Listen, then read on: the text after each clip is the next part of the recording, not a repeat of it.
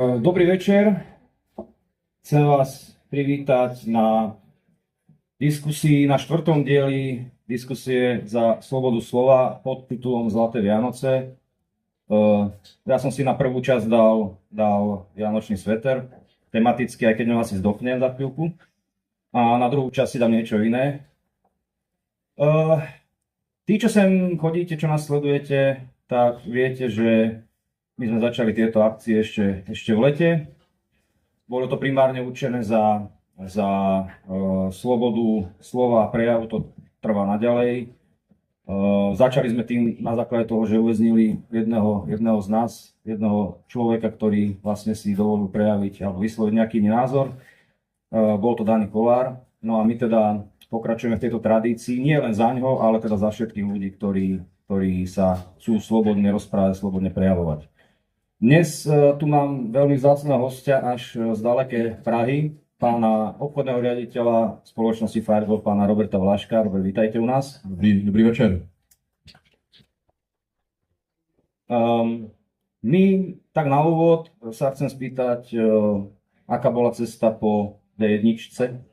Cesta po D1 byla výborná dneska až na Brno a to je klasika, takže na Slovensku už dobrý, do Brna, před Brnem špatný. Brno špatný a Bratislava dobrá, hej? Bratislava skvelá. No teraz už ani moc nejak sme išli sem.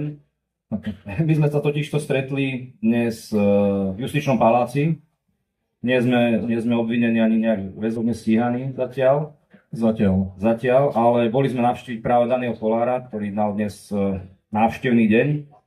Takže ideme priamo odtiaľ, tak možno, že by som sa na úvod spýtal, aké dojmy ste mali z tej návštevy, z toho prostredia, z toho, že prečo vlastne tam Dani je podľa vás, alebo teda či si zaslúži takéto väzobné stíhanie za to, čo urobil, respektíve neurobil. Tak čím mám začít? Dojmy nebo hodnocením? Alebo čím? Nebo hodnocením? Ja by som začal dojmami. Dojmy, no tak já jako bývalý vyšetřovatel jsem ve vazbě strávil hodně času výslechy, takže pro mě prostředí známý poměrně. Byť spíš ty výslechové místnosti, tohle to byla místnost pro veřejnost, takže trošku jiný prostředí. Tak jsem se trošku vrátil v čase. Tak první věc, nechybělo mi to, ale musím říct, že jako, už jsem tomu odvyk trošku. A co se týká hodnocení jakoby té situace kolem Daniho Kollára, no tak já jsem zastánce svobody slova, takže já jsem pro absolutní svobodu slova, pokud nezasahuje nějakým bezprecedentním způsobem do práv někoho jiného, takže pro mě jako delikty, trestní stíhání lidí pro vyjadřování svobody slova, pro prostě verbální trestní činy a takzvané činy, trestní činy bez oběti, že tady žádné oběti nejsou, je něco nepřípustného a podle mě to nepatří do demokratického státu, takže já jsem zastánce svobody slova v té formě americké ústavy, řekněme, jo? To znamená víceméně absolutní, pokud zasahuje nějakým negativním vlivem do práv jiných jakoby lidí. Takže asi tak. A pardon, ještě jedna věc, jako celá ta geneze toho případu navíc za mě jako z profesního hlediska je velmi jako velmi zvláštní přístup vaší policie, vlastně soudu, státního zastupitelství nebo prokuratury u vás. Je dost podivné, já tam z mýho jako odborného hlediska ani třeba já mám vazební důvody, nevím, jaké tam vlastně vazební důvody jsou, respektive vím, jaké tam jsou, ale nemyslím si, že jsou jako na místě a to bychom mohli pokračovat dál, takže to je jenom taková profesní jako vsuvka. Tak my sme tu mali takého veľmi špeciálneho prokurátora, kedysi Daniela Lipšica, ktorý je známy teda určite aj u vás. Slyšel som o ňom. Je aj na západ od rieky Moravy známy, takže vidíme, že to sa dostáva do médií aj u vás tieto veci. Jo, on měl nějakou autonehodu, ne, ten člověk? Není to ten, co měl tu autonehodu? To je ten, čo mal tú autonehodu, ktorý vlastne nemá prokurátorské skúšky, stal sa špeciálnym prokurátorom, zabil človeka na prechode prechodcov a nejakým zázračným spôsobom je stále na slobode a myslím, že pracuje stále na nejakej zložke prokuratúry. Takže tam ten postih nenastal. Marek, vítam ťa u nás. Toto je inak Marek Šom, veľmi dobrý slovenský, jak ťa nazvem, streamer? Aktivista. Zdravíme aktivistu. Keď naviažeme na tú situáciu, vlastne u vás boli nedávno voľby v Čechách, ako to hodnotíte teraz? Zlepšilo sa to? Máte zase ďalšieho Slováka? Sme radi, že vám ich môžeme posielať. Máme 2 Slováky ve vládě, takže přibývají nám, to je asi dobrá zpráva v zásadě. Ja si myslím, že áno, my sme šikovní. Pro vzájemnost národní je to jako dobrá věc. Já jsem teda zaznamenal, že vy máte veselo v parlamentu zase na okraji odbočka taková, jsem sledoval trošku, že se u vás je taková humoreska tam byla nějaká. Presťahovali Pinelku, Jo, kliniku na zajímavý. odbočku, takže to je v pohode. Tak u vás je to zábavnější, u nás v tom parlamentu je větší nuda, takže jako to bylo zajímavé tohleto. No a my máme novou vládu, no tak není to vláda určitě ideální rozhodně, ale rozhodně lepší než ta, která tam byla. Takže za mě takový kompromis, ta lepší varianta z toho možného, určitě lepší varianta. No ale ideální to není samozřejmě. A neuvažovali ste, že by ste nám vy poslali nejakých ľudí do politiky, keďže my tak recipročne? Tak já mám několik kandidátů, který vám rádi pošleme, třeba pana Fialu nebo paní Černochovou třeba, nebo já nevím. Toto neviem, či Nebo Petra Pavla, kdybyste chtěli taky.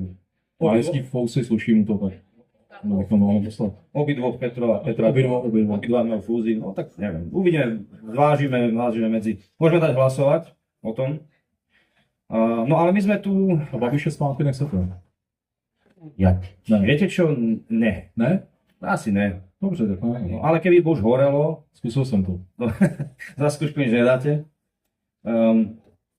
My sme tu ale teda dnes, ako vidíte aj tuto za nami, tieto dva banery, není primárne ani tak kvôli politike, aj sme túto akciu prezentovali ako skôr takú obchodnú vec, plus teda samozrejme náš pohľad na aktuálne dianie.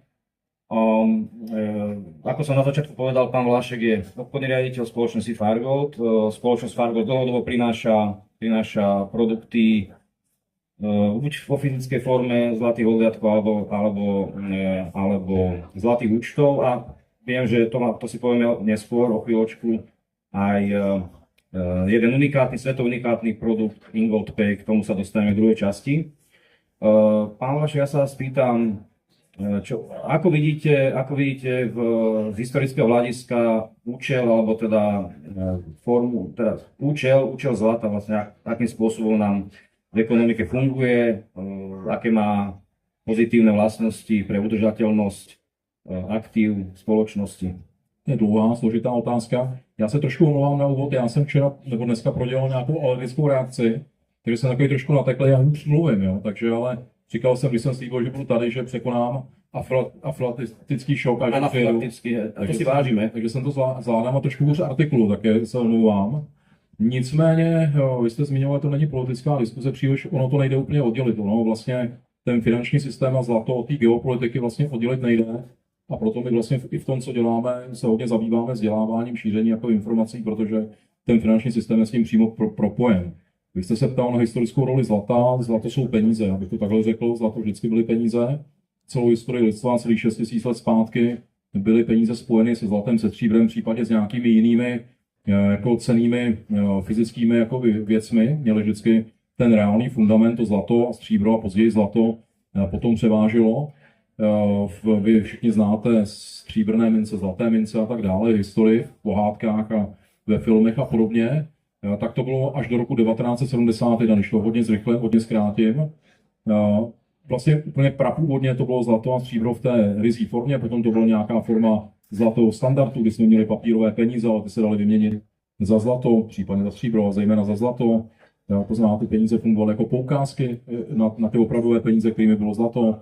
Postupně vlastně ty zlaté standardy, tak jak přicházely nové, snižovaly podíl zlata v tom finančním systému, až tam v roce 1971 vlastně zmizelo to zlato zcela. To znamená, já to tady hodně zrychluju a hodně zjednodušuju, nechci tady dělat nějakou historicko-finanční geopolitickou přednášku, ale v podstatě došlo k tomu, že peníze nejsou peníze dneska. To, co máme v peněženkách, i když tomu říkáme peníze, jsou v podstatě fiat peníze, fiat měna. To znamená něco, co nemá reálnou vnitřní hodnotu, není to ničím kryté. Je to kryté nějakým příslibem, důvěrou a ve své podstatě, když se podíváme na ty země, zejména kolektivního západu, ale nejenom samozřejmě, tak zjišťujeme, že ty peníze jsou kryty jenom nějakým dluhem těch zemí, které vlastně generují. A ve své podstatě my od toho roku 1971, kdy to zlato z toho systému zcela zmizelo, vyrábíme peníze z ničeho, vyrábíme ze vzduchu. Já vždycky používám ten příměr, že to je něco mezi zázrakem a černou magií, že kdyby lidé věděli, jak peníze vznikají, tak vlastně by nebyli tak klidní asi. Henry Ford také když se řekl takový citát, já ho rád používám, že kdyby lidé věděli, jak funguje finanční systém, tak druhý den ráno by byla revoluce. A to je přesně problém těch peněz, to znamená, vyrábíme peníze z ničeho, deriváty z derivátů, úroky z úroků, reálné hodnoty z toho systému mizí, to Ponziho schéma vlastně dneska přestává fungovat. To vlastně vidíme všichni v podobě inflace, nestability těch měn, vidíme to v podobě jako nápadů zavést něco, jako jsou digitální peníze centrálních bank, CBDC a tak dále. Takže žijeme ve světě, kde jsou vlastně pokřivené pojmy, zmatení pojmů, kdy peníze nejsou penězi a to, jak ty peníze fungují dneska, ta fiat měna způsobuje, že ten stát prostřednictvím inflace nás připravuje o vlastně majetek uložených penězí každý rok, každý měsíc v podstatě. To znamená, zlato jsou opravdové peníze a my se pak asi dostaneme k tomu, co my děláme. My jsme se prostě rozhodli, že ten zlatý standard vrátíme zpátky do hry, že se dostaneme zpátky do roku 1871, vrátíme lidem ten zlatý standard, vrátíme jim opravdové peníze a to jsme taky udělali. A to je ten systém In-Gold Pay, o kterém asi budeme potom hovořit. Takže zlato jsou peníze, to, co máme, peníze nejsou.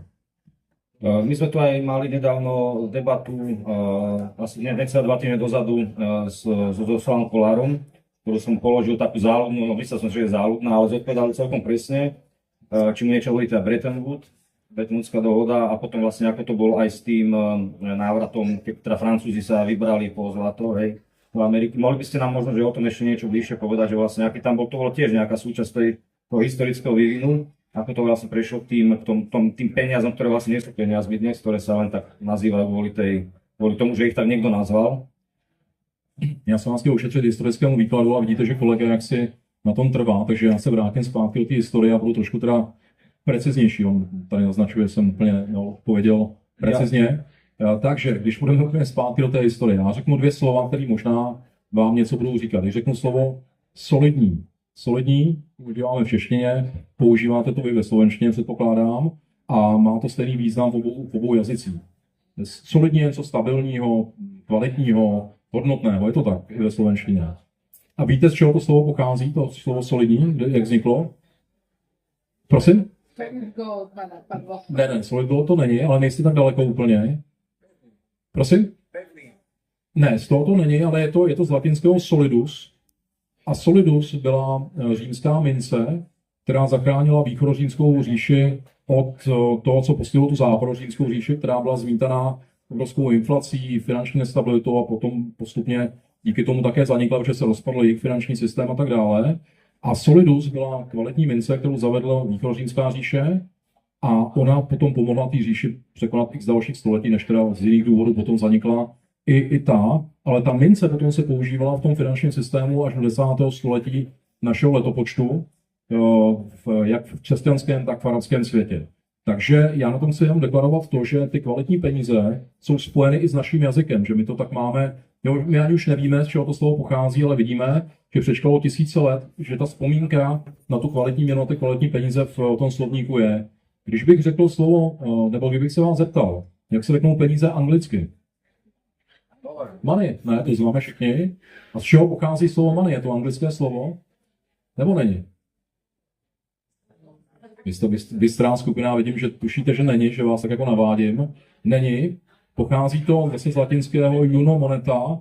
A juno moneta byla římská bohyně plodnosti a mateřství a nějakých další hojnosti obecně. A v jejich chrámech se razily první zlaté římské mince pod dohledem kněží. V těch chrámech juno monety. Takže vidíte, že i tady tato tradice se odrazila dokonce v tom, že v Anglii se říká dodnes penězu money podle juno monety. A v Polsku dokonce jsou ještě blíž, vlastně, kde používají slovo moneta jako mince. Jo, takže to je další věc. Když se podíváme do češtiny a slovenštiny, zase když řekneme platit, tak to slovo všichni známe. Platit znamená to stejné v češtině i ve slovenštině. A já bych se vás zeptal, jestli tušíte, jak to slovo vzniklo. Platit.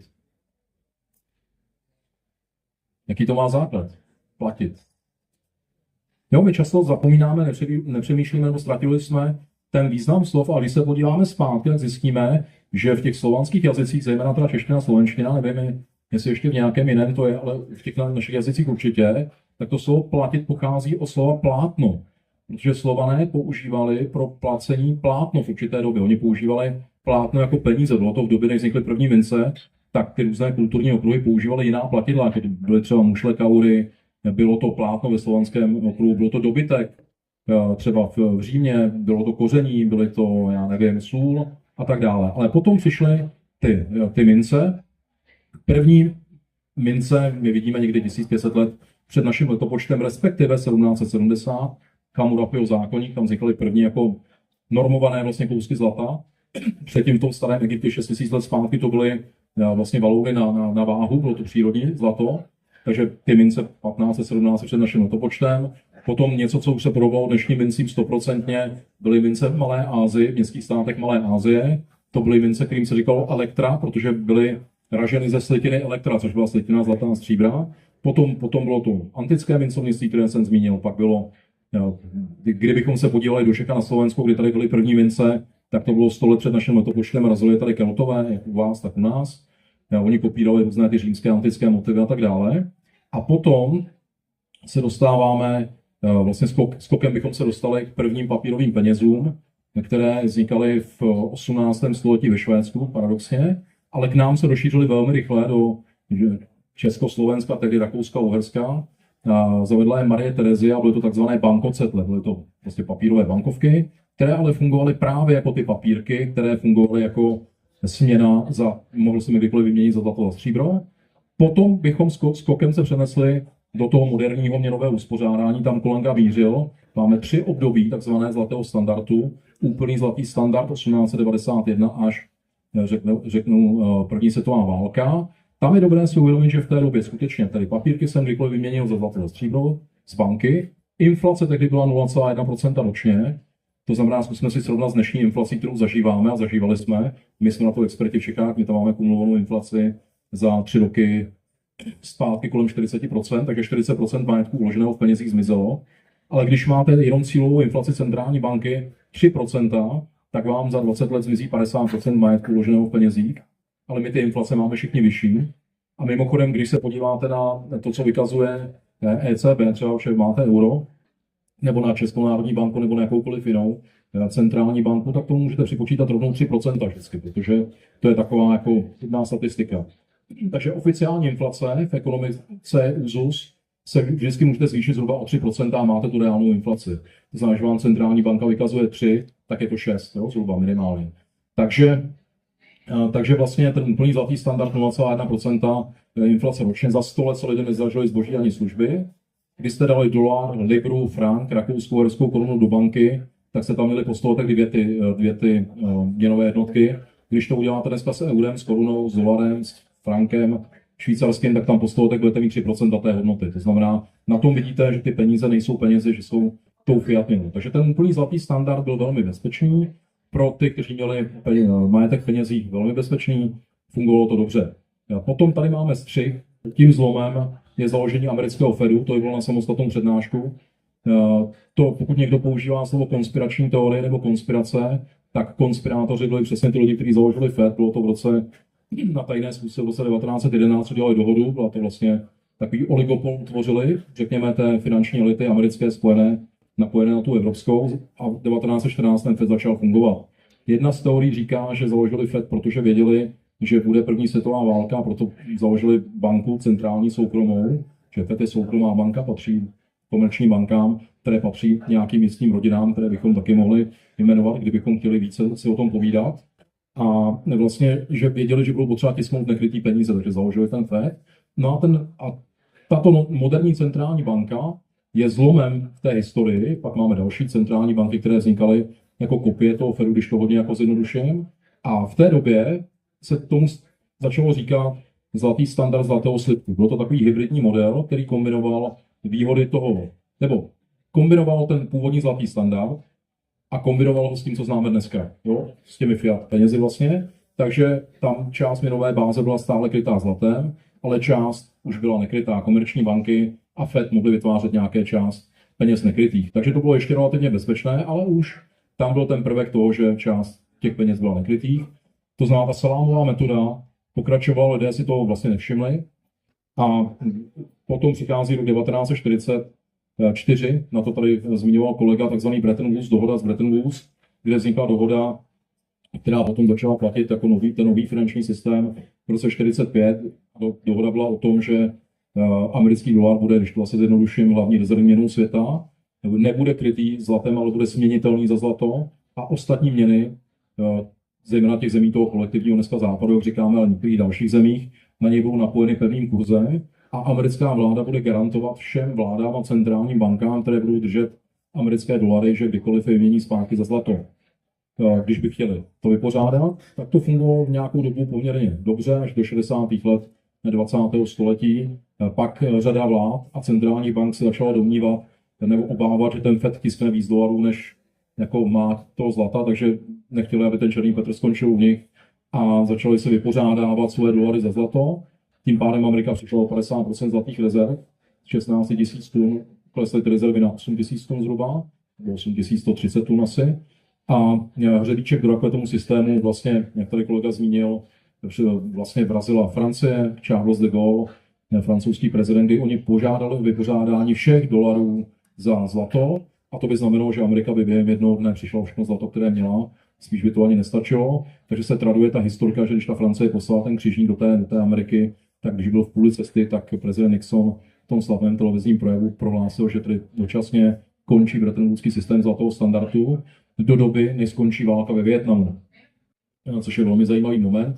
Válka ve Vietnamu tak nějak už skončila a zlatý standard nemáme. Takže tohle to vlastně je takový největší podvod v historii lidstva finanční v zásadě.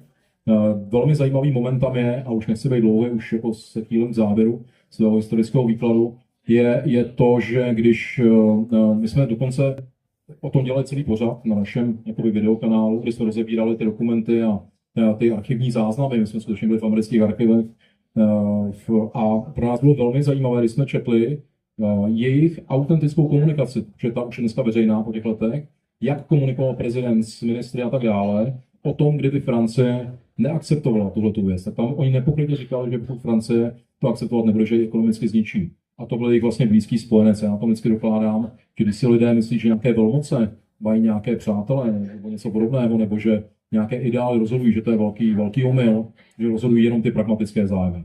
Takže Bretton Woods a od roku 71 jedeme ten velký experiment těch fiat měn, kdy vyrábíme peníze z ničeho, ze vzduchu, deriváty z derivátů, nemá to reálnou hodnotu.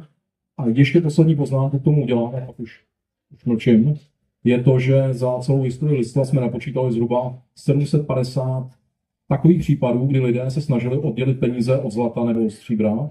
První pokusy známe z 10. století našeho letopočtu v Číně, a pak jich tedy bylo nějakých 750. Všechny ty pokusy selhaly, všechny ty měny zkrachovaly. Průměrná doba přežití nekryté měny je 43 let. Když vezmeme rok 71 do 2025, tak už trošku přetahujeme. A to je to, proč v tuto chvíli dochází k takovým jako zmatkům a změnám v tom celkovém finančním systému, které ale pro většinu lidí jsou neviditelné. Lidé nevidí, pokud se dívají na TV, nebo já nevím, na Seznam Zprávy u nás a tak dále, tak tam nic o tom, co se děje v tom finančním systému, se nedozví vlastně. Ale když by sledovali, co dělají centrální banky, co dělá, já nevím, BlackRock, co dělá Mezinárodní měnový fond, co dělají země BRICSu a tak dále, tak by zjistili, že dochází k epochálním změnám celého toho finančního systému, které se v nějaký moment promítnou pro nás všechny, ale pro některé to bude velké překvapení a pro jiné to bude něco, co jako věděli a sledovali vlastně roky, protože ten proces je celkem viditelný a není to nic ani utajeného, jenom ta mass media o tom neinformují. Takže lidé pijou kávu, chodí nakupovat a nevědí, že pod rukama se jim mění celý finanční systém vlastně. A změní se v nějaký moment úplně. Ďakujem, ja som po tomto zistil, že sa naozaj musím ešte veľa učiť, lebo 99% toho som tiež nevedel povrať. Kolega je skromný, on to všechno ví samozřejmě a dělá, že neví, ale Ďakujem pekne. opustíme mu jeho skromnost. Ďakujem. Chcel som byť teda skromne pôsobiť, ale naozaj veľmi vyčerpávajúce a keď si to takto človek dá do súvisov, tak Právě, že není vůbec vyčerpávající, protože kdybychom to chtěli rozebrat seriózně, tak bychom tady strávili skutečně celý den nějakým seminářem, bychom se museli podívat na to, jak fungovalo antické mincovnictví, jak fungovalo středověký finanční systém, jak fungovaly ty zlaté standardy do detailu, co se děje dneska v těch fiat měnách, co jako se děje pod povrchem, co dělají centrální banky, co dělají ty velcí investoři, co dělají země BRICSu, co to je třeba systém CIPS čínský, nebo co to je BRICS-Pay a podobně. Takže skutečně to bychom museli tady být hodně dlouho, na to prostor nemáme, takže já můžu střílet jenom takový jako tady šípy, chutnávky vlastně tematicky, ale nemůžeme to úplně rozebrat do detailu, na to prostor nemáme. Hovoríte o tom doláre a BRICS, tak ono vlastne, ak som dobre zachytil, tak svojím spôsobom BRICS spôsobuje a už teraz nejakú takzvaná dedolarizácia sa tomu hovorí. Vieme, že tam sa plánuje aj mena krytá zlatom, nevieme či na 100%, myslím, že teraz Zimbabwe zaviedla nedávno, jak sa to volá, ZIG, myslím, menu ZIG. Zimbabwe Gold, no, Zimbabwe.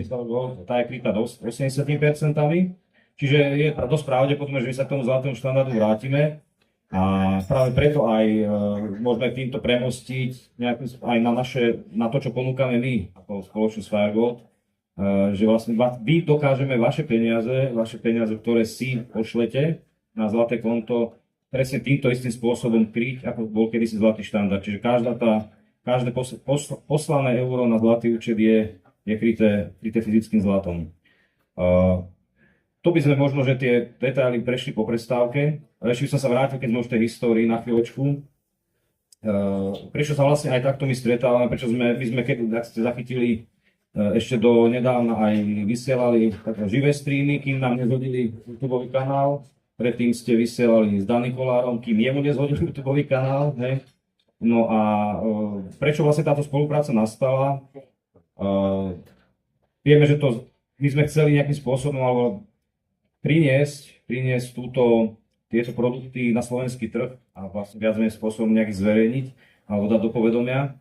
A týmto spôsobom sa to aj podarilo. Myslím, že tam máme cez niekoľko stovák klientov spokojných, ktorí išli cez našu kampaň DKX Gold, ktorú máte podmienky vstupu do tejto kampane. Na Slovensku máme jako firma několik desítek tisíc zákazníků dneska. Jo, jako Áno, ja som myslel cez našu kampaň, ktorý vlastne Áno, doplňujem, že to je súčasť. Áno, to sú desiatky tisíc, myslím, že už viac ako 100 000 celkovo klientov.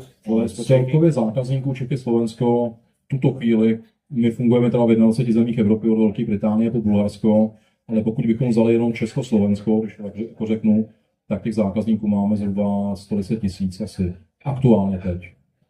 A máte nejako zmapované zhruba, aký bol, my sme začali, myslím, že 2 roky dozadu takto nejako, november, december 2023, tú spoluprácu.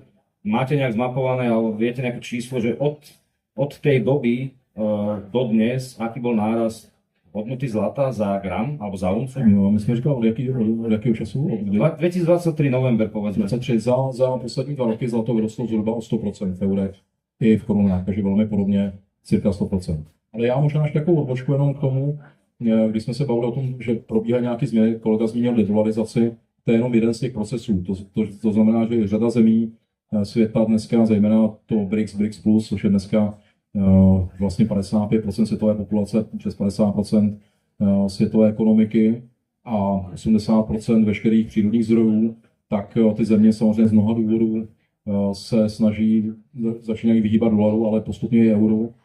Takže přechází na platby ve svých lokálních měnách, což donedávna bylo nevídané, aby vlastně třeba za ropu Saudská Arábie nebo Spojené arabské emiráty inkasovali nějaké jiné měny než dolarek, protože oni vlastně deklarovali a legitimizovali ten petrodolar, tak to už je minulost, dneska už probíhají platby i v jiných národních měnách. K tomu samozřejmě přichází řada afrických zemí, nechce kupovat americké dluhopisy a podobně, protože se obávají nejenom nějakých politických jako sankcí a využití toho dolaru jako politického nástroje, co jsme viděli třeba při zmrazení tady rezerv Ruské federace a podobně, což ty země jako samozřejmě negativně vnímají, teď je to Rusko, příště to můžeme být my, si třeba říkají taky. A potom další obavy z toho, že ten americký dolar nemá tu hodnotu, že ve chvíli, kdy by se přestalo obchodovat dominantně s tím americkým dolarem, kdyby přestalo být hlavní rezervní měnou světa, kam to směřuje, tak sami američtí ekonomové spočítali, ten americký dolar se propadne někam na 40% současné hodnoty a klesne americké HDP na 40%, ale je potřeba vědět, že česká koruna i vaše euro jsou napojeny do toho měnového koše s tím dolarem, to znamená, tohleto zemětřesení by zasáhlo všechny tyhle ty propojené, navázané měny. Takže tady se zdá, že je zřejmé, že se mění celé to geopolitické uspořádání, to globální ekonomické, protože ty země BRICSu dneska zcela objektivně nebo zcela veřejně říkají, že chtějí vlastně ukončit tu hegemonii jedné země, že chtějí multipolární vlastně uspořádání rovnocenných partnerských zemí na tom světě a multilaterální obchodní uspořádání, což znamená, že už nechtějí jednu dominantní měnu, ale zase x měn, s kterými se bude platit, a k tomu to vlastně celé směřuje. Zřejmě to už vědí všichni ty hráči, protože když se podíváte, tak centrální banky masivně nakupují zlato, centrální banky ročně nakupují kolem 1100 tun což je nejvíc od roku 1964, to znamená kupují i víc než v době, kdy ještě fungoval zlatý standard. Česká národní banka, když se podíváte, která prodávala zlato do nedávna, nakupuje zlato masivně, ale další centrální banky, nejenom toho BRICSu, ale zemí kolektivního západu. To je velmi zajímavé, že ty centrální banky toho kolektivního západu se zbavují dolaru a vyměňují ho za zlato postupně, což je velmi, velmi jako zajímavý proces. Takže zjevně všichni vědí, o čem se hraje, pod povrchem to běží, jenom veřejnost o tom nikdo neinformuje. To znamená Mezinárodní měnový fond, BlackRock, centrální banky tohle to dělají, jako kdyby to bylo jasné, kam to směřuje. To znamená k velké renesanci toho zlata, ale lidé o tom vědět zatím úplně nemají. Kdyby o tom lidé věděli, samozřejmě, tak by jistě, chápete, co by nastalo. To znamená, urychlilo by to problém celého toho finančního systému.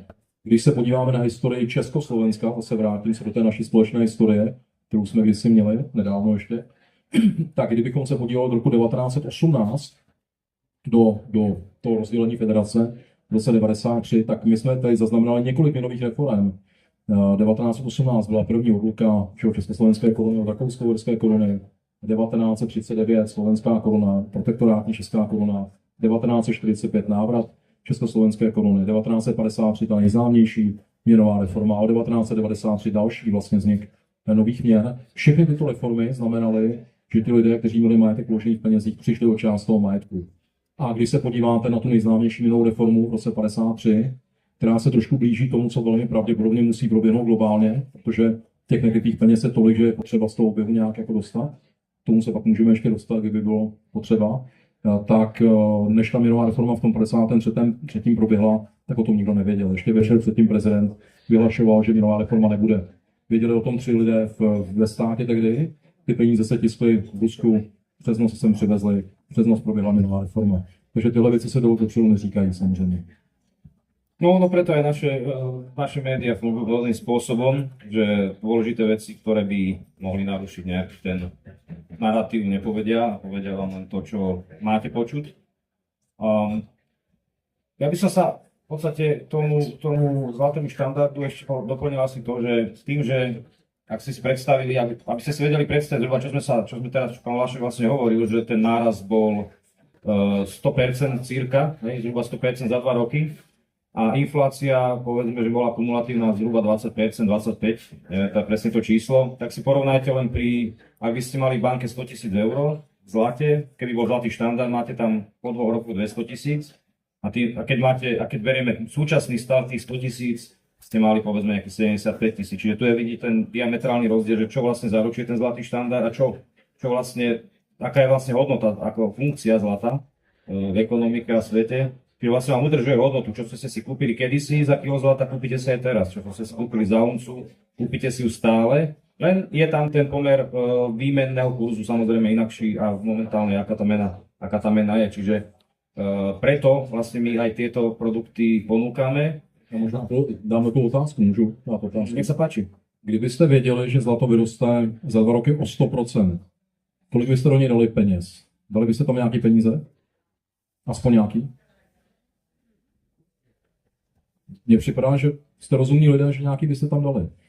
Takže já to říkám záměrně, tak trošku provokativně, protože my se tím zabýváme velmi intenzivně od roku 2008, od té poslední finanční krize. Já jsem tady zmínil, jsem fungoval jako vyšetřovatel finanční kriminality, to je historické moje povolání, ale potom později jsem podnikal a podnikám dodnes vlastně ve finančně poradenském biznesu, ve financích. Založil jsem několik finančně poradenských firm, které dodnes úspěšně v Čechách jako fungují, některé i trošku na Slovensku. A vlastně ale v tom roce 2008 jsme pochopili, že ten systém je nemocný, neopravitelný, porouchaný. Udělali jsme si takový hluboký audit toho celého, co se tam jako děje. Nedívali jsme se jenom těmi mainstreamovými brýlemi, ale dívali jsme se trošku také alternativně na to. A došli jsme k nezvratnému závěru, že ty krize, které tehdy přišly, budou jenom hlubší, delší a že to směřuje k nějaké celé změně toho systému. Takže tam my jsme začali vyvíjet ty věci, o kterých dneska se tady bavíme vlastně. Takže a od té doby jsme vlastně komunikovali, co se musí zákonitě v té ekonomice dít, bylo to zřejmé. A kdybyste se podívali na tu digitální stopu, která za námi je, řekněme za posledních 8-9 let, to je všechno zaznamenáno na YouTube a podobně, a podívali byste se na naše prognózy, tak my jsme se vlastně nemýlili nikdy, respektive mýlili jsme se vždycky, protože jsme ty prognózy měli trošku podhodnocené. Jo, vždycky jsme byli pod tím, ale ten trend jsme vždycky chytli. To znamená, my jsme prognozovali na tento rok, že zlato do konce roku vlastně mohlo dosáhnout $4,000. A vy víte všichni, že už jako ve 3/4 roku bylo přes $4,300 za unci. Jo. Takže v tom jsme se tak lehce jako mýlili. Ale ty prognózy, a ne naše, ale takových těch světových vlastně autorit finančních, kteří se zabývají zlatem a těmi trhy, očekávají, že do roku 2030 by zlato vyrostlo o 100% současné hodnoty a dneska víceméně je tam ta taková analytická shoda, že to zlato by se mohlo pohybovat někde kolem, řekněme, 8 až 10 tisíc dolarů za trojskou unci. A pak jsou nějaké scénáře, které by mohly vést ještě k většímu nárůstu ceny zlata, ale to je už nějaká jakoby, trošku jako teorie, kdy se tam opírají o to, že kdyby Spojené státy chtěly nějakým způsobem revalvovat cenu svých zlatých rezerv a chtěli resetovat svůj dluh, takže by to zlato astronomicky vyskočilo někam třeba až na 20 tisíc dolarů za unci. A potom je ještě otázka, jaká je reálná cena zlata, jakou má vlastně hodnotu, to je častá otázka, no a na to se složitě odpovídá. My umíme ukázat, jakou má zlato kupní sílu. To znamená, když se podíváme 2000 let zpátky, před naším letopočtem, tak má stále stejnou kupní sílu jako dneska. Koupíme za ní typologicky ty stejné věci v tom stejném objemu, jenom teď o trošku víc ještě, protože to zlato tu hodnotu drží, ale tím, že ho těžíme z čím dál tím větší hloubky, to znamená dráž, tak vlastně se ještě ta jeho hodnota zvedá rychleji. To znamená, takový příklad by mohl být třeba pro dámy, pro pány tady, kdybychom se nechali ušít oblek na míru, nebo kostým na míru třeba dámský, tak já, když bych to řekl v českých korunách, a teď vy to rychle přepočítáte na eura, tak začnu ale v dolarech. Začnu, že v roce 1908 by ten kostým dámský nebo pánský oblek na míru komplet stál nějakých $25 za ten oblek, za ten kostým, což tehdy stála unce zlata. Dneska unce v korunách je 90 tisíc zhruba, nevím v eurech teď, jestli to řeknete. Nějakých 3900 povedzme. 1900 euro, něco takového. Tak ten pánský oblek na míru, když já se nechávám šít v Praze, tak dneska mě vyjde zhruba na 40 tisíc korun, což je vlastně ani ne půlka hodnoty té unce. A to je přesně to, že to zlato zachovalo tu hodnotu, ale ještě vyrostla ta hodnota právě díky těm těžebním nákladům a nákladům na zpracování. Takže takhle to funguje i na těch delších horizontech, takhle bychom to mohli vlastně uchopit. Áno. Tu vlastne vidíte na tom príklad to, čo som vám vlastne povedal, že tam to uchovanie hodnoty je. A takisto myslím, že máme nejaký dobrý príklad s autom. To si pamätám z našich materiálov, že tam v 1913 za kilo zlata ste kúpili luxusné auto, takisto kúpite luxusné auto za kilo zlata. Myslím, že Který stálo zlato, asi teď se správně pamatuju, kilo zlata, $850 a za $850 se koupil nejmodernější auto od Forda, tuším, to bylo Ford T tehdy, výkřik automobilového průmyslu amerického, a dneska samozřejmě, že vezmete kilo zlata, měníte ho za dolary, koupíte zase nejnovějšího Forda, že? Takhle to funguje. Na Škodovkách bychom to mohli udělat úplně stejně. Takže tam vznikla ta myšlenka, že vytvoříme něco, co by těm lidem vrátilo ten úplný zlatý standard. To znamená, my jsme nebyli úplně nějak jako geniální, že by jako jsme byli takový osvícení, ale my jsme jenom se podívali do historie, podívali jsme se na to, co skvěle fungovalo, co tehdy zajišťoval stát, spojili jsme to s těma nejmodernějšími technologiemi, který dneska máme, a tím vznikl ten systém In-Gold Pay, který vlastně těm lidem vrací ty opravdové peníze, vrací jim zlato a vrací ten zlatý standard do hry vlastně, že ti lidé si mohou ty fiat peníze vyvést na naše zlaté účty a tam si je převedou na zlato a můžou nejenom tam participovat na růstu ceny toho kovu, vydělávat na tom, ale zároveň si mohou mezi sebou platit tím zlatem za zboží a za služby. Takže vlastně to je návrat zlatého standardu. premýšľam, že akú hodnotu má moje auto a zistil som, že asi 30 gramov. Ale tak pohoda, ja si kúpim raz aj lepšie. A je to kilo. Nie, zlata Marek, zlata. Nie sme pri zlatom štandarde, nie pri tom. To si sa mal opýtať tvojho respondenta nedávneho. Koľko ho kupuje. Ale jako alternativní měna může fungovat lecos, takže vlastně... Áno, my sa zase, vieme to, výmenný obchod, bátrový obchod môže fungovať naďalej. Takže touto poznámkou ja by som asi ukončil našu prvú časť našej diskusie. V druhej prejdeme teda konkrétne naše produkty, ktoré a vysvetlím vám teda ten spôsob platby Gold Pay, ktorý teda, ako som hovoril, unikátny na svete, nikdo ho nemá, takýto spôsob. Je to taková věc, na kterou jsme docela pyšní, řekl bych, nepokrytě to řeknu. Máme z toho radost, protože my vlastně jako Firegold i Bissing Gold, jako ten náš holding, ty propojené společnosti, jsme československý vlastně projekt.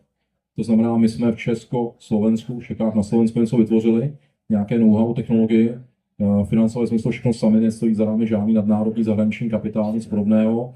Všechno to jsou vlastní zdroje, nemáme žádné úvěry a dneska to vyvážíme do celého světa. Ten Gold Pay je skutečně světový unikát a my vlastně dneska jsme v pozici, že brzdíme trošku na to šíření, protože nestíháme ty jazykové mutace a tu legislativu těch různých zemí, takže dneska fungujeme v těch 21 zemích v rámci Evropské unie, plus teda Švýcarsko, plus které je mimo Unii, plus Velká Británie a tuším Švédsko ještě mimo Unii. Takže tak. Ja dokonca mám nových 2 klientov v Veľkej Británii, nechcem sa chváliť. To je skvělá zpráva. Ďakujem. No, takže teraz poprosím našich skvelých muzikantov, aby vám urobili tzv. Kultúrnu vložku a po krátkej hudobnej vložke, pauze sa vrátime. Zatiaľ si užívajte muziku. Snažíme sa byť tematicky, naozaj žiadne prepojenie ma nenapadá teraz. Pesnička od nášho veľkého vzoru Eric Clapton túto pieseň napísal manželke svojho kamaráta, ktorú mu neskôr prebral. Je to pesnička pre štandardné zlatovlásky, takže aspoň niečo to má spoločné. Pieseň pre Moniky.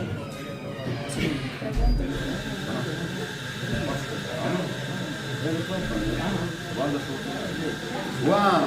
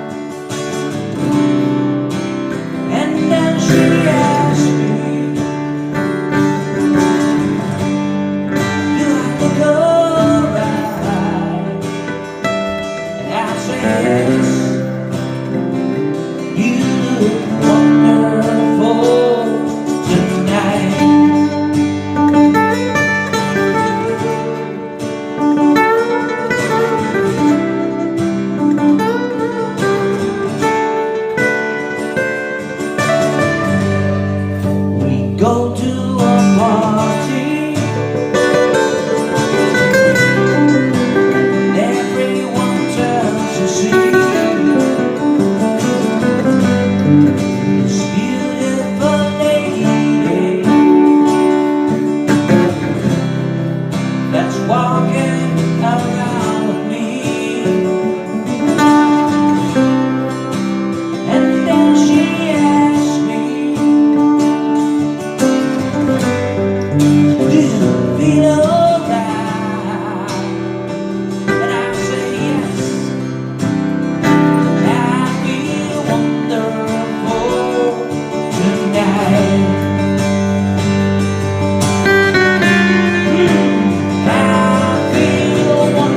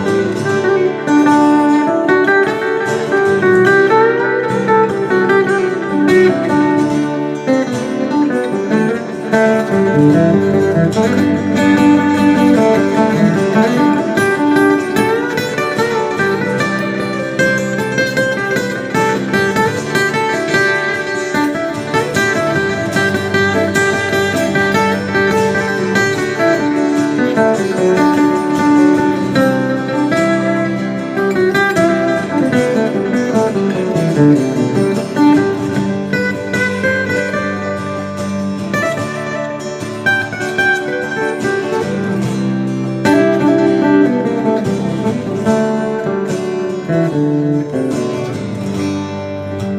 time to go home now. And I've gotta make it, yeah. So I give her the car keys. She helps me to bed.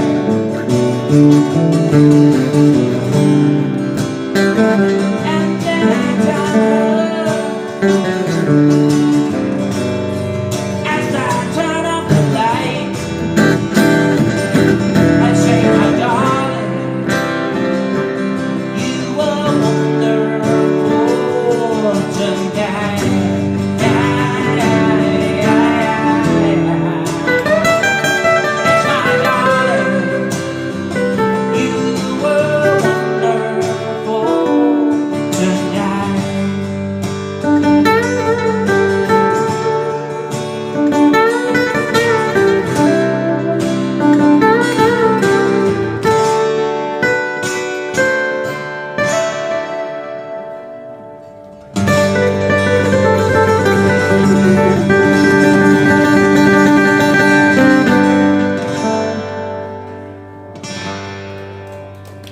Krásne ináč.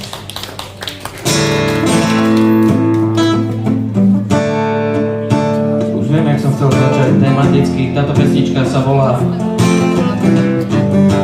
Jedna, takže mala byť prvá, tak si ju dáme ako druhú.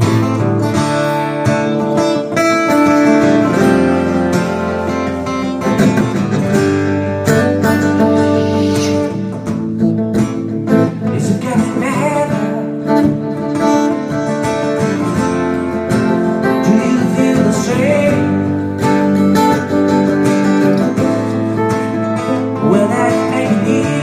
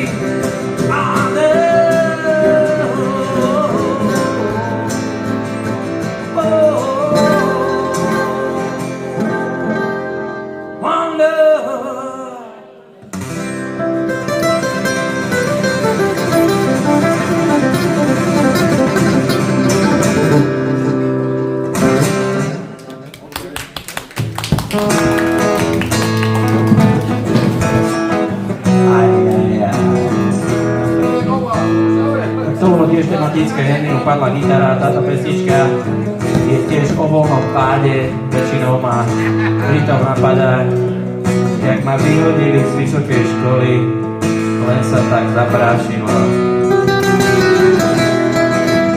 A furt to hrá. Dobre to robia.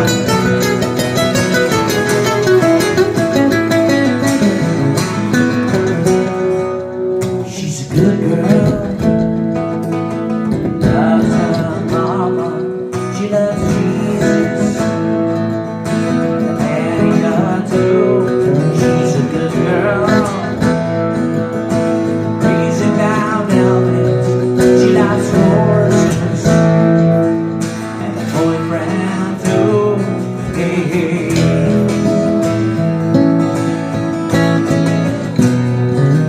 It's a long day.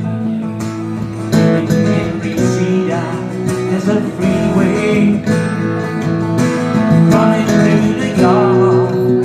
I'm a bad boy, yes I am. I don't even measure. I'm a bad boy. I'm breaking up and I'm free. Free falling. Yes, I'm free.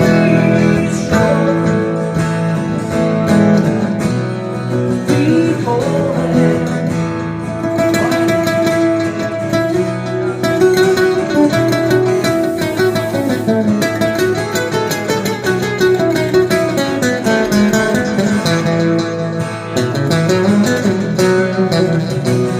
I wanna lie down over my own. Wanna ride now, lay in the sky. I wanna feel, I wanna do nothing but need this. I'm gonna need it, I'm gonna wide, and I'm free. Free falling. Yes, I'm free. Free falling.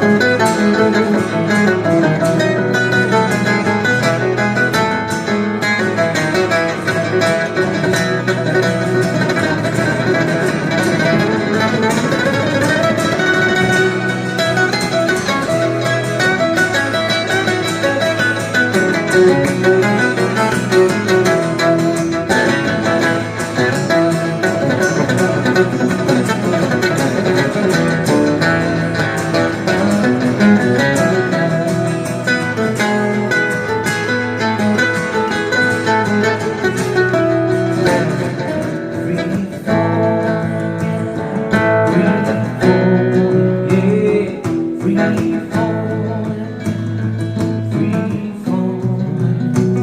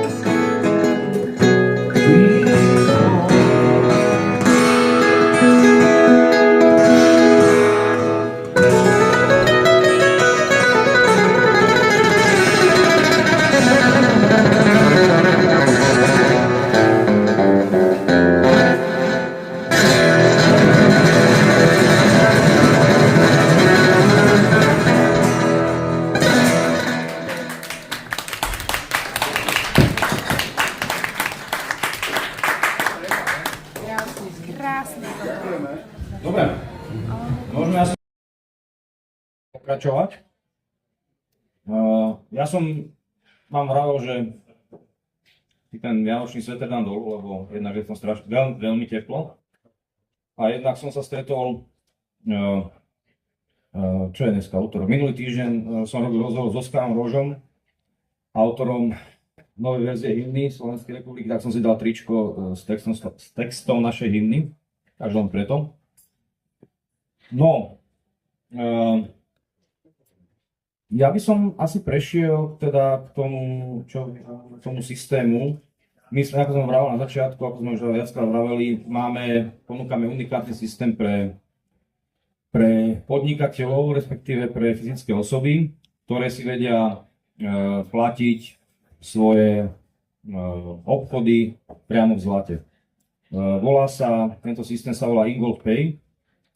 No a asi vy ste povolanejší ako ja o tom povedať viac, tak by som vás poprosil, aby ste nám teda predstavili, povedzme, od tých zlatých účtov Iplan Max až po teda ten platobný systém, ako to je celé prepojené, akým spôsobom vieme obísť ten chorý bankový systém. OK, tak já možná ještě jednu věc, měl jsem tady do přestávce dotaz od kolegy, který teď nevidím, ale to je jedno. Ptal se mě, proč se říká Fiat měna, co to je za název, jestli jako je to od toho auta Fiat nebo od čeho to je, tak kdyby někdo to nevěděl, což chápu, tak je to z latinského nebo taky z anglického, ta Fiat zkrátka znamená měna nařízená zákonem, také se někdy říká měna nuceného oběhu, to znamená, fakticky to znamená, že stát nařizuje použití nějaké měny na nějakém území, řekněme Evropská unie nebo Česká republika a podobně a určuje nějakou hodnotu zákonem danou, přestože nemá tu reálnou vnitřní hodnotu, takže proto Fiat měna a proto Fiat jako peníze. Taková odbočka k našim produktům. Ono tady vlastně zaznělo, že my nabízíme zlato, stříbro v různé formě. V podstatě máme takové 3 základní okruhy produktů. Od těch úplně historických, kdy začnu takových těch klasických, každý se u nás může koupit minci zlatou, stříbrnou, slitek a tak dále. Pokud má likviditu, má hotovost, má eura, chce mít zlato, stříbro doma, udělá u nás jednorázový nákup, u nás všechno běží digitálně, online, bez papíru, bez podpisu, na dálku jsme schopni to udělat. Vlastně zákazník zřídíme mu zákaznický účet u nás, udělá si tam objednávku. Pokud se týká Slovenska, tak do 3 do 4 dnů má zlato fyzicky doma, pošle peníze, jsou připsány, nebo potvrzení, že platba byla připsána, druhý den ráno mu odchází zlato domů a do 3 do 4 dnů má doma. Posíláme to jako anonymní pojištěnou zásilku, to znamená, ten dopravce neví, co dopravuje, je to pojištěno, takže je to velmi bezpečné, nikdy se nám nic nestratilo a i kdyby náhodou, tak je to náš problém, my posíláme novou zásilku a my to vypořádáme s pojišťovnou. Takže to je jedna forma. Druhá forma, potom druhá oblast produktu je spoření do zlata, takové to klasické, že si někdo vybere nějaký slitek, nějakou minci, chce si tam posílat nějaké peníze průběžně, já nevím, 50, 30, 100 euro, o 4 eur měsíčně to lze, tak se jak nám posílá na ten svůj účet, do vybrané slitku nebo mince, může se vybrat od 1 gramu po kilo, řeknu, dospoří slitek, dospoří minci, druhý den ráno mu to odesíláme domů, anebo to uskladníme u nás zdarma na naše náklady, do doby, než řekne, já to chci prodat, nebo já to chci poslat domů. Takže to je taková druhá forma a potom jsou ty revoluční produkty toho systému Ingold Pay, což je ten světový unikát, to je ten zlatý standard, to je ten, řekněme, alternativní finanční systém, vedle toho mainstreamového Fiat systému, který umožňuje z něj vystoupit, převést tam peníze a participovat na vývoji ceny zlata a platit si. Ty produkty máme vlastně 3. Je to iPlan Max, což je zlatý účet pro firmy a podnikatele, ičaře a firmy. Vysvětlím, jak funguje. Potom to jsou 2 produkty pro fyzické osoby, iPlan Gold, který je nejrozšířenější, zhruba tak 80% našich zákazníků používá právě iPlan Gold, neboli inteligentní investiční plán Gold. A potom tam máme ještě takový produkt pro spíš lidi jako vysoce seniorního věku, který se jmenuje iPlan Rentier, který je spíše pro ty pasivní uživatele. Nemusí to být seniori, ale jsou to spíše pasivní uživatelé. Pokud začnu tím iPlanem Gold, tak je to vlastně zlatý účet, který se u nás ten zákazník otevírá. Zase probíhá to online, digitálně, bez papíru, bez podpisu, založíme zákaznický účet, vytvoříme mu smlouvu na ten zlatý účet, tam mu přijde e-mailem a on vlastně potom první platbou, kterou pošle ze svého účtu, kterého je majitelem, tu smlouvu vlastně to podepíše a posílá si tam pravidelně, nepravidelně peníze. jak uzná za vhodné. My tam sice uvedeme nějakou částku pro otevření měsíčně třeba, řeknu si 30-50 euro nebo 100 euro, to je jedno, ale je to formalita, nezavazuje k ničemu. Může posílat více, může posílat méně, může kdykoliv vynechat, neposílat nic, je to naprosto svobodný produkt. Technicky za to vlastně se to chová jako běžný účet, akorát vedený ve zlatě, protože ty eura nebo ty koruny nebo nějakou jinou měnu, kterou si tam pošlu, se převedou při připsání na účet na gramy nebo mikrogramy zlata. Na gramy nebo mikrogramy zlata odvozené ze zlaté odlévané kilové cihly. To znamená, vlastně ten zákazník tam má dvě zásadní výhody oproti jiné formě nákupu zlata. Za prvé kupuje tam velmi levný gram z kilovky, takže může být třeba až o 10 i více procent levnější než nějaké konkrétní malé gramáže zlata. A druhou výhodou je, že tam má velmi nízký takzvaný spread. Spread je takový ošklivý výraz, ale to je takový univerzální poplatek na zlatě, který si velkou obchodníci účtují, když jim prodáváme zlato zpátky, jak se peníze. Ten spread v průměru tady v Evropě se pohybuje u zlata, samozřejmě podle gramáže, ale průměr je kolem 10%. U toho našeho zlatého účtu je to jenom 3,8, respektive 4%, takže podstatně méně. Takže tam jsou dvě zásadní výhody, levný gram, nízký spread. Zná toto zlato se potom zhodnocuje lépe než nějaké jiné zlato. A ten zákazník s tím účtem může nakládat třemi způsoby. Za prvé, buď tam jenom ty gramy hromadí, jak tam posílá ty peníze, ve svém internetovém bankovnictví, které u nás my mu provozujeme, vidí, kolik má nakoupeno gramů, vidí to také v mobilní aplikaci, kterou k tomu má, spárovanou s tím účtem, a vidí den po dní, jakou hodnotu ty jeho gramy mají, protože my měníme hodnotu zlata podle londýnské burzy každý den v 18:30, takže každý den v 18:30 se ta cena změní, takže on vidí, jak mu to roste nějakým způsobem. A může kdykoliv říci, já bych chtěl peníze zpátky, tak dá pokyn v tom internetovém bankovnictví, potvrdí v té mobilní aplikaci, do 40 hodin má ty peníze, ty eura na svém účtu. Takže ta likvidita je stejně rychlá jako u bankovního převodu. Nebo varianta 2, kdykoliv ten zákazník se může rozhodnout, že by chtěl vlastně mít zlato fyzicky doma, protože třeba se mu nebude líbit, co se děje ve světě z nějakých bezpečnostních důvodů. Řekne si mít zlato doma v šuplíku, tak se vybere konkrétní gramáž, kterou by chtěl poslat. Podle toho, kolik těch gramů tam samozřejmě má, dá pokyn a druhý den ráno my mu to zlato odesíláme domů a vlastně do 3 do 4 dnů má fyzicky doma. Je to právě tou anonymní zásilkou pojištěnou, takže je to rychlá věc vypořádání. A nebo varianta 3, z toho zlatého účtu může platit kamkoliv do banky, stejně jako z bankovního účtu. To znamená, nemusí si převádět ze zlata peníze na svůj bankovní účet a pak teprve platit, ale může přímo z toho zlatého účtu. Stejně jako to děláte v bance, zadá tam prostě tu fakturu, ten nájem, ty energie, dá pokyn, ty gramy se odprodají a do té protější banky odejde ta platba v těch eurech nebo korunách nebo nějaké jiné jako měně. No a podstatné je, že v rámci toho systému IngoPay dneska máme v Čechách a na Slovensku kolem určitě 3000 obchodníků, který přijímají platby už přímo ve zlatě. To znamená, kdyby tady třeba kolegové v této krásné pizzerii měli náš zlatý terminál, tak bychom mohli platit tady mobilní aplikací přes terminál ve zlatě. Jo, což myslím, že tady zatím není.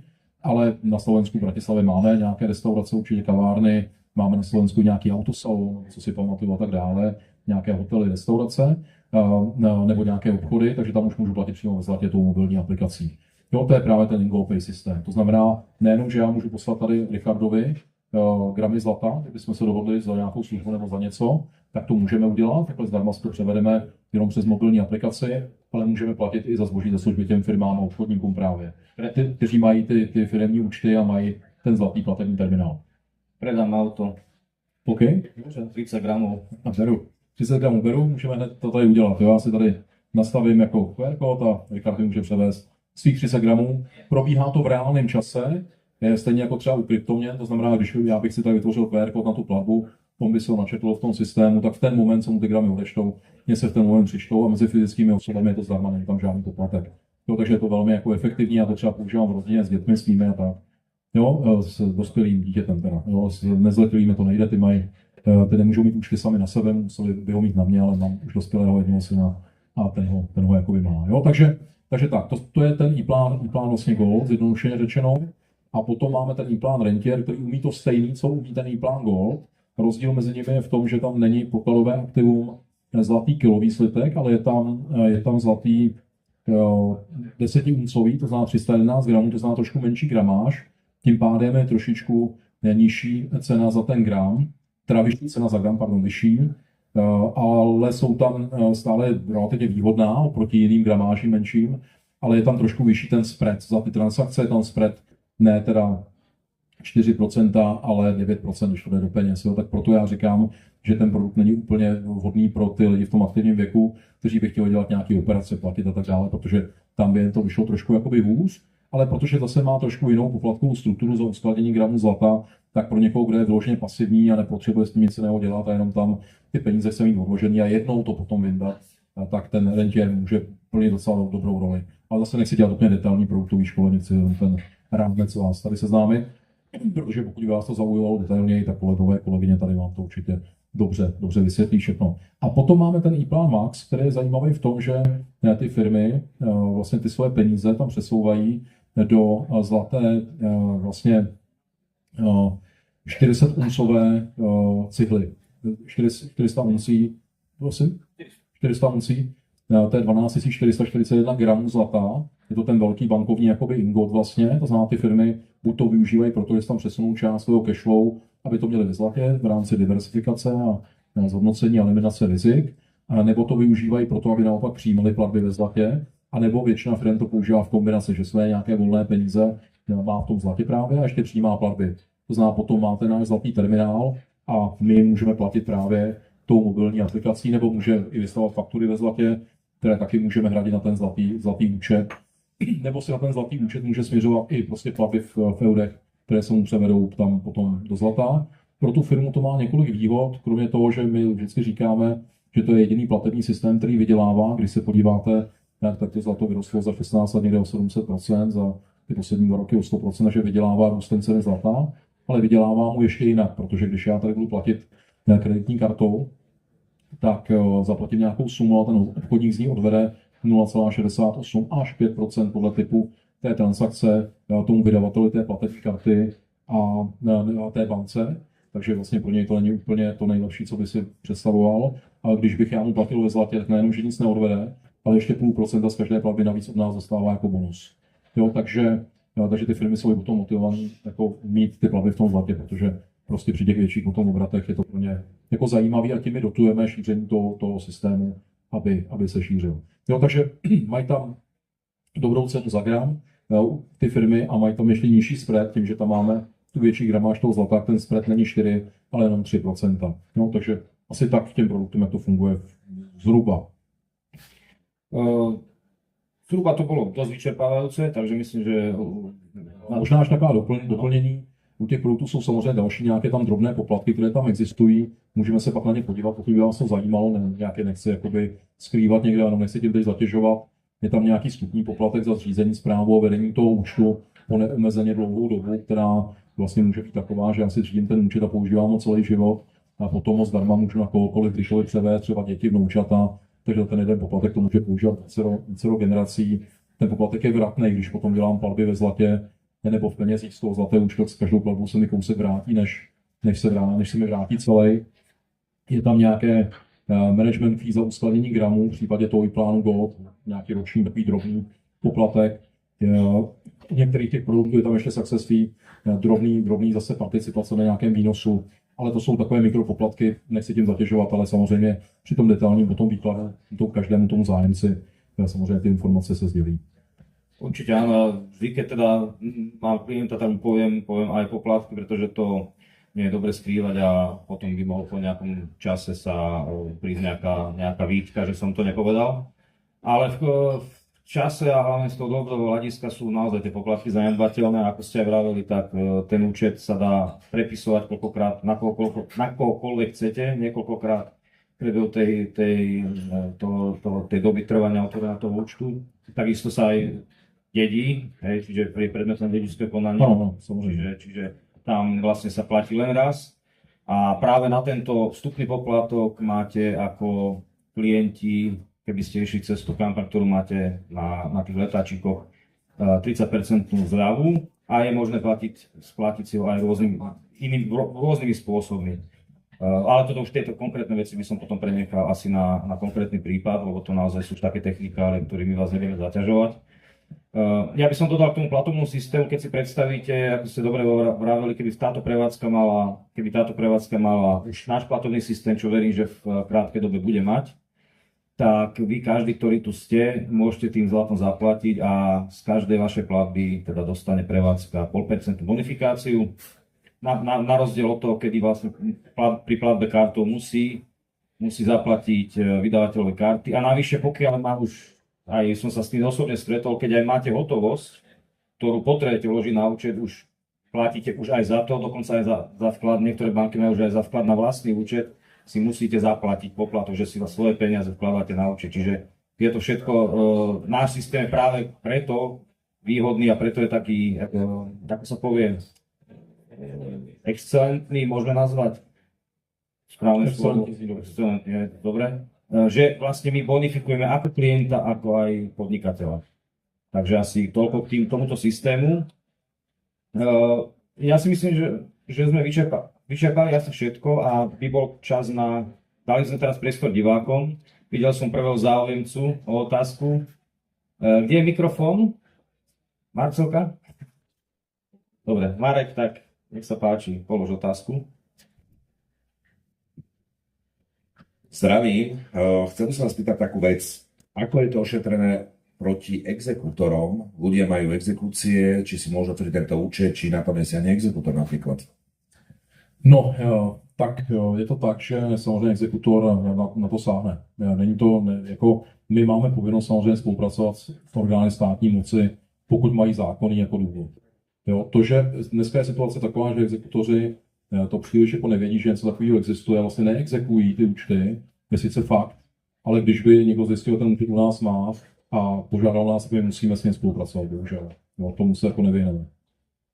Pak je řešení, aby to mělo někoho jiného třeba. Čiže klasicky, jak normálny bankový účet, dojde exekútor, zablokuje do výdoka. Je mezi námi trošku rozdíl, mezi námi a bankou. Rozdíl je v tom, že my nejsme součástí bankovního systému, to znamená, my nikam ty zákazníky nereportujeme, všechny data shromažďujeme jenom jakoby u nás. Exekutoři nás standardně neoslovují, protože oslovují banky, ale kdyby nás někdo oslovil teoreticky, tak my tu povinnost zákonu máme a musíme s ním spolupracovat. Neviete to nejak ošetriť? Není možný, bohužel. No, možno sa nechváliť tým, že má teda klient dotyčný ten zlatý účet, tak v tom prípade si ja osobne myslím, že na to nemá ako prísť. Keď máš exekúciu, musíš automaticky nahlásiť všetko, čo máš, celý majetok. Čiže, ale zase z druhej strany, keby to mal v Švajčiarsku, čo nie je krajina Európskej únie, a tam by ste mu ho viedli, tak v tom prípade vy nemusíte nahlásiť. Jinak samozřejmě zdravíme kolegy a kolegyně z finanční správy, pokud tady momentálně jsou ve službě, to chápem. Já bych individuální konzultace nechal na individuální jako téma, když tak. Jo, ale jinak samozřejmě spolupracujeme. Všetko je legálne a čisté. Samozřejmě zdravíme kolegy, kolegyně ze SIS a podobně, z BIS případně tak. Áno, ja sa pridávam. Pozdravujem všetkých. Ty si mal nejakú otázku, Ivo? Ty sa tak zamyslel, že čo sa opýtaš?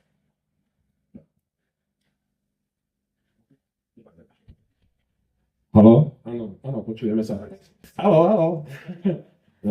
Mňa zaujíma problém nejakej regulácie, ktorý by mohol nastať.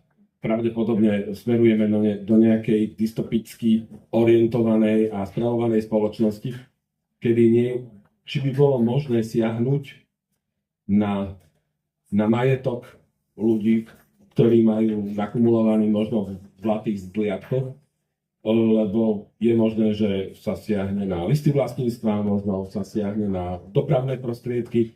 No a keď bude nejaká entita štátna vedieť, že vaša spoločnosť spravuje nejaký podstatný podiel nejakej hodnoty alebo veľsu, no ako ste na toto pripravení? Čeliť proste nejakej hrozbe regulátora, nech by to bola Európska únia alebo nejaká banka.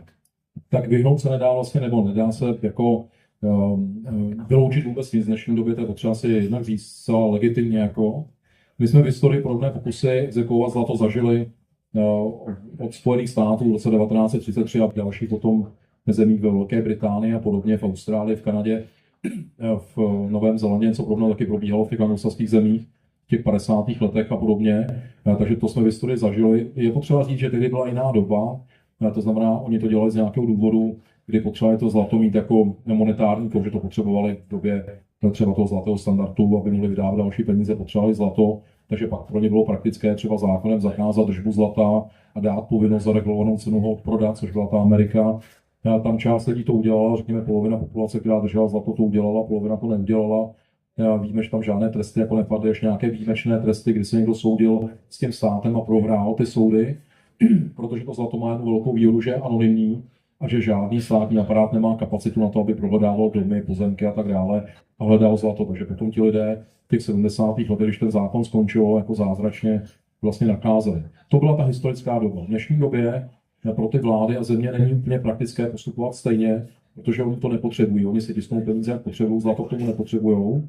A protože v dnešní době z hlediska fyzických osob jenom zlomek lidí drží zlomek nějakého kapitálu ve zlatě, tak to téma není pro ně tolik zajímavé. Oni mají docela jiné způsoby, jak nás o ty peníze připravit. To znamená, vy jste tady zmínil nějaké jiné techniky, já bych zmínil emisní povolenky a podobně, které z těch lidí ty peníze dostanou pomocí daní vlastně a není potřeba. Jo, protože to zlato je marginální vlastně v tom celkovém koláči. Daleko zajímavější pro ně jsou třeba kryptoměny, kde jsou větší objemy z hlediska fyzických osob než v tom zlatě. Ale samozřejmě v budoucnu to zlato může hrát čím dál tím větší roli u těch fyzických osob, pak to může být téma. Pokud by k něčemu takovému došlo, k čemu zatím nemáme žádné indicie. My hodně se snažíme všechno dělat de lege artis podle práva, to znamená, my komunikujeme s Českou národní bankou, s Evropskou centrální bankou, děláme kvalifikované dotazy, abychom měli jistotu, že nejsme někde mimo nějaký zákon, aby právě někdo nás nemohl nějak jako postihnout. Takže v tom jsme velmi jako opatrní, máme samozřejmě tým, kvalitní právní tým, který tohleto hlídá a sledujeme i nějaké trendy. Zatím tomu nic nesměřuje, ale kdyby něco takového nastalo, což vyloučit nemůžeme, tak potom samozřejmě to zlato má tu výhodu té anonymity a my, když by se něco takového blížilo asi, tak i vy byste to zaznamenali. Takže byste se asi zlato nechali vyskladit od nás, řeknu, dáte nám pokyn, my vám ho druhý den ráno pošlem, do 3 dnů máte doma. A co byste s ním pak udělali, si z toho zakopali, darovali, prodali, už nikdo nikdy nezjistí. On zjistí, že jsme vám něco poslali, ale co jste s ním udělali, vy už nikdo nezjistí. Takže to je ta výhoda toho zlata, že to je fyzický kov, je to výhoda proti fiat penězům nebo proti kryptoměnám, který vlastně nemají tu fyzickou formu vlastně. Jo? Tak jestli jsem odpověděl. Áno, ďakujem. Mikrofón. Niekto sa... Áno, Marek? Ešte taká podotázka. Pamätám si rok 2010, 2011, keď zlato išlo neskutočne hore a potom prišiel rok 2013, kde padlo o 25% dole. Čakáme niečo v blízkej budúcnosti? Tiež tam boli také problémy. Rastlo to dokonca 2009 až 2011 125% nárast. Ľudia nainvestovali potom, že bum. Bylo to tak přesně, že před tou krizí 2008 to zlato bylo $850 za trojskou unci, pak rostlo nahoru na vrcholu té krize 2012 jsme byli $1980 a potom po té krizi to nějakým způsobem korigovalo na $1250 za unci, což ale všimněte si, že už se nevrátilo na těch 850. Bylo to z toho důvodu, že jak nám rostou ty těžební náklady, my už to neumíme vytěžit za tyhle ty peníze. Takže to je jeden koment k tomu jenom. Samozřejmě z tohoto hlediska je vždycky dobré to zlato kupovat průběžně, to znamená dělat průběžné nákupy, pravidelné třeba, kdy si průměruju tu cenu, to znamená nekupuju na vrcholu, nebo nevím, kdy je ten vrchol, takže si to průměruju a tím pádem na tom časovém úseku potom nakupuju za tu průměrně nejlepší cenu. To je nejlepší ochrana. Samozřejmě nějaké korekce můžou přijít i dneska. Nemyslím si úplně, nebo nic nenaznačuje tomu, že by ty korekce měly být na úrovni desítek procent. To si myslím, že jsme v jiné fázi toho ekonomického cyklu, že ten svět už tak jako tenduje do toho zlata, ty centrální banky, soukromé banky, velcí investoři, že ten scénář si myslím, že teď není pravděpodobný, že naopak bych čekal, nebo ne já, ale ti velcí analytici všichni čekají kontinuální růst prostě. Samozřejmě ale musíme počítat, že to má nějakou volatilitu, vždycky tam je nějaké to vlnkování, ale to není žádný problém, pokud se díváme na nějaký střednědobý horizont. Takže já si nemyslím, že by tady nastalo takovýhle pokles, který by trval nějakou delší dobu. Spíš ne, rozhodně spíš ne. Ďakujem za odpoveď. Máme ešte nejakú otázku? Pardon, já ještě k tomu jenom dodám, byste to správně chápali.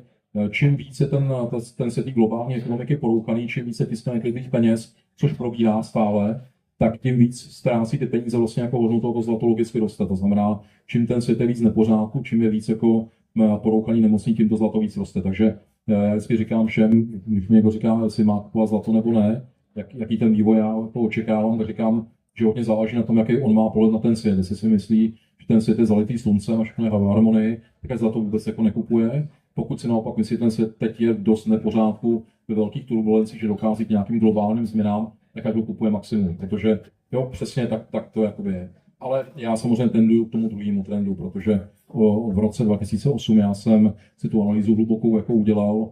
V roce 2020 na jaře, všichni víte, co tehdy přišlo, tak já jsem bral, že to je finální spouštěč.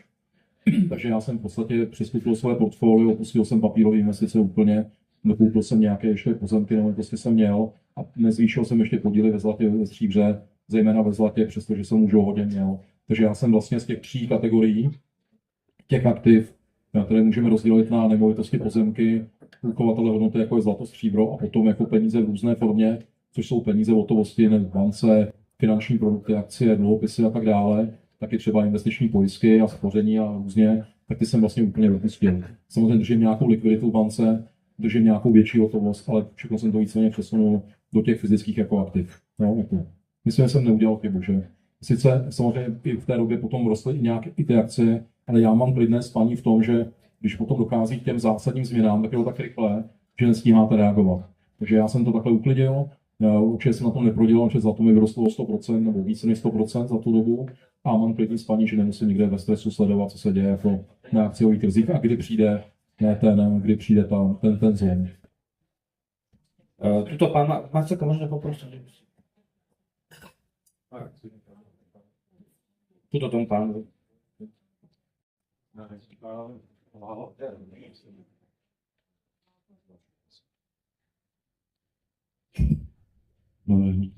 Problémom takým notorickým týchto platobných systémov krytých zlatom sú audity nejaké externé. Takže sa chcem spýtať na dve otázky. Jednak je, či existujú nejaké externé audity fyzických, teda tých zlatých rezerv, ktoré tam sú, alebo zlata.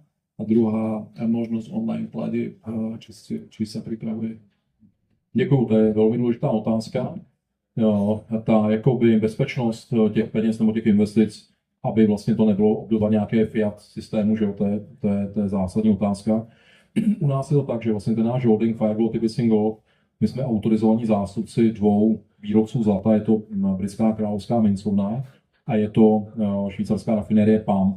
Švýcarská rafinérie PAMP je největší rafinérie na světě z hlediska výroby slitku od 1 gramu po 100 gramů a je to něco, nebo ta rafinérie je braná jako etalon kvality na světě, ve světě zlata. Ona určuje trendy, je to jediná rafinérie na světě, která má technologii, která 100% zabezpečuje zlato proti padělání, mají technologii Veriscan. Já nechci teď tady rozebírat technologii Veriscan, ale v podstatě je to něco, co 100% zabezpečuje zlato proti padělání. Oni mají takových partnerů na světě, jako jsme my, jenom 30. Oni si velmi pečlivě vybírají ty partnery. A britská královská mincovna je taková dvojka z hlediska kvality na světě a má takových partnerů, jako jsme my, jenom 19 na světě. A žádná firma nemá ty 2 partnery současně.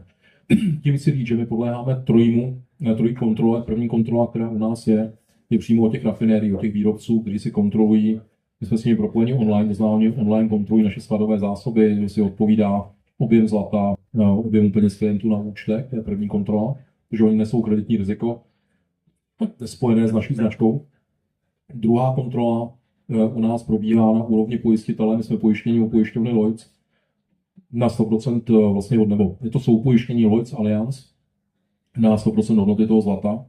To znamená, oni u nás dělají tzv. Bezpečnostní audit, kdy kontrolují, aby objem toho zlata odpovídal penězům těch zákazníků, aby zlato bylo zabezpečeno, jak má být, aby k němu měli přístup ty oprávněné osoby, které mají a tak dále. A třetí audit, externí auditor, který je to auditorská firma, která dělá externí audit, přichází fyzicky do našich sejfů, tráví tam dneska zhruba tak 14 dnů času, jak se zvětšují ty rezervy, tak jsou tam čím dál tím déle. A ty auditoři, ten tým fyzicky kontroluje každý kousek zlata, porovnává ho s účty zákazníků a vydává auditní zprávu, která je součástí naší výroční zprávy. To znamená, každý, kdo by si to chtěl věřit, může se podívat do českého obchodního rejstříku na Justici, najít si vlastně mapku v rámci holdingu, což je ta značka Tibicin Gold, a podívat se do výroční zprávy, a tuším, že to je strana, bych nelhal, teď 72 až teď 78, kde ta zpráva toho auditora, to může každý jako ověřit.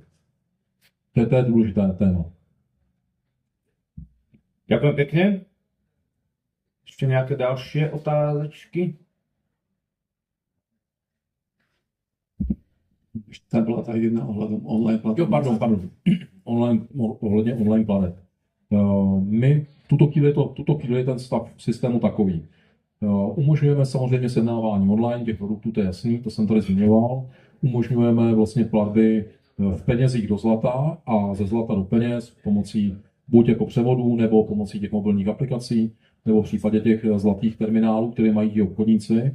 Co se týká plateb do e-shopu a podobně, tak ty v tuto chvíli programujeme a měli bychom je spustit zhruba v pololetí příštího roku. To znamená, v tuto chvíli programujeme e-shopy a z hlediska budoucího vývoje možná ještě doplním, koncem příštího roku se pustíme do programování vlastně platebních bran do kryptoměn a z kryptoměn, protože je velká poptávka z toho kryptosvěta, aby mohli zamykat si výnosy ve zlatě nebo přesouvat peníze do zlata a i obráceně, takže to připravujeme. Dobre, tak ďakujem pekne. Vyzerá to, že divácké otázky už nemáme. Ja by som teda asi na záver nášho stretnutia sa spýtal, že takú jednoduchú otázku a veľmi závodnú, ako ste sa tu cítili u nás. Tak já se na Slovensku cítím vždycky dobře, protože já to tady vlastně jako miluju, to není klišé. Já jsem studoval na Slovensku, já jsem studoval vojenskou vysokou školu v Liptovském Mikuláši tehdy. To byla vojenská technická akademia Československo-sovětského přátelstva. Takže tam na Liptově jsem jako studoval.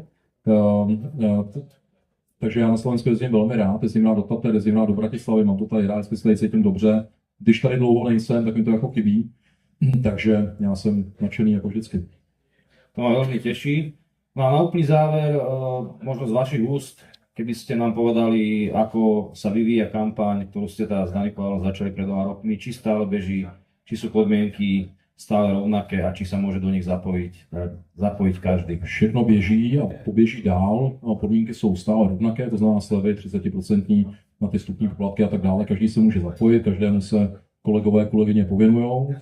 Samozřejmě tím vlastně podporujete sami sebe, samozřejmě podporujete i ten YouTube kanál nebo vlastně toho Dennyho nepřímo finančně, protože my z každého uzavřeného obchodu část té marže odvádíme zpátky, aby ta podpora právě vznikala, takže to určitě je prospěšná věc.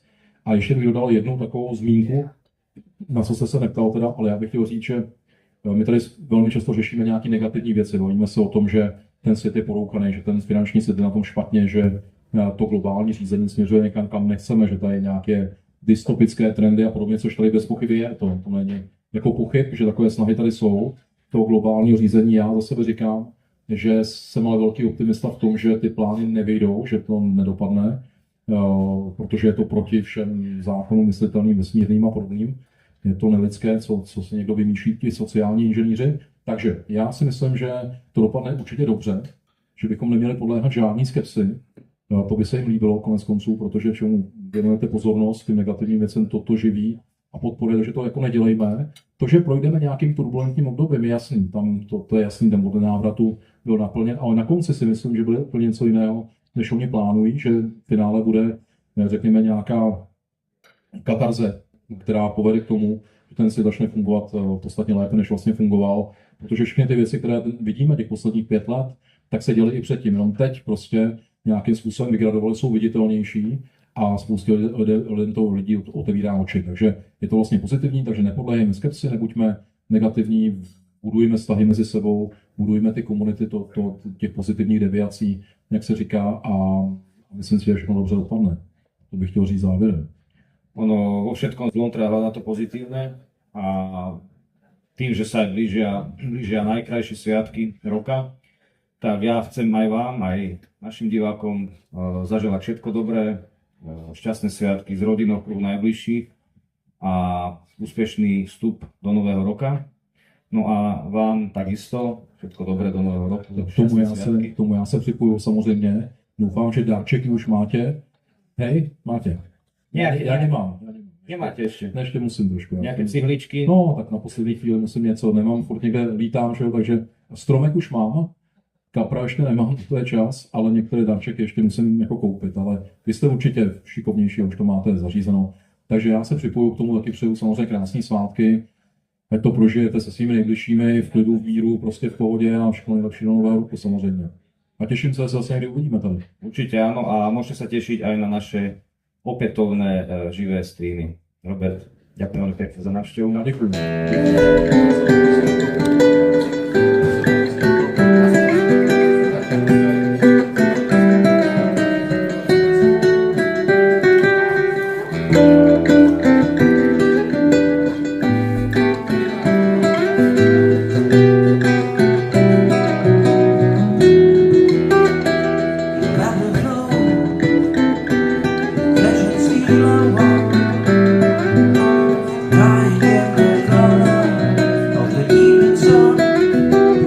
Tomorrow's rain wash the seas away. Something in our lives will always stay. Perhaps it's not that was meant.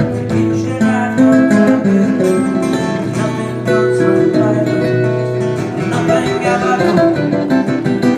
All us won't be that angry song. Let me forget how fragile we are. On and on, we will fall like you from the star. We on and on, we will see how fragile we are, how fragile we are. That will flow. And let you see how I'm crying in the color of the evening sun. Tomorrow's rain will wash the seas away, but something in that night will always stay. Perhaps it's fine that was meant to teach you that comes all you meant, and nothing comes from balance, and nothing ever goes. All those won't be that angry star. Lest we forget how fragile we are. Oh, and we will know that kiss from the start.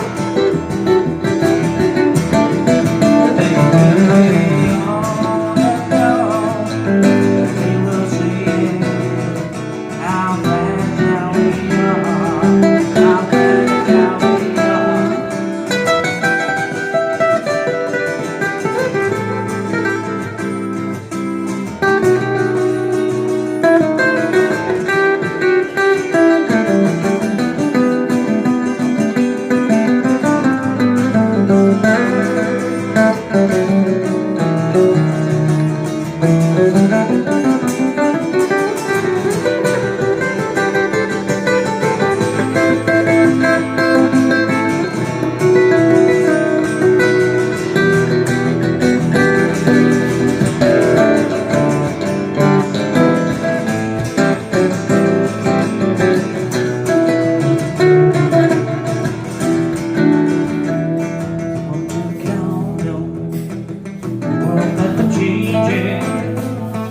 Here I am, stuck where you standing.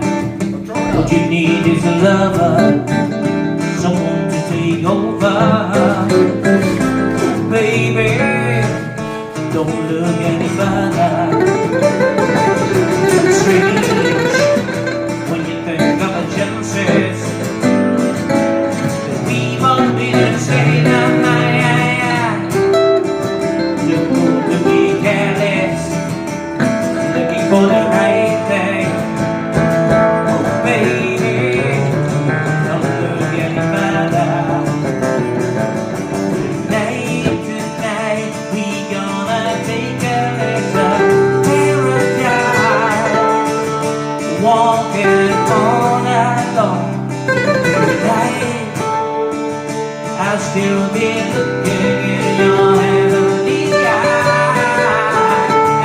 walking on and on and on.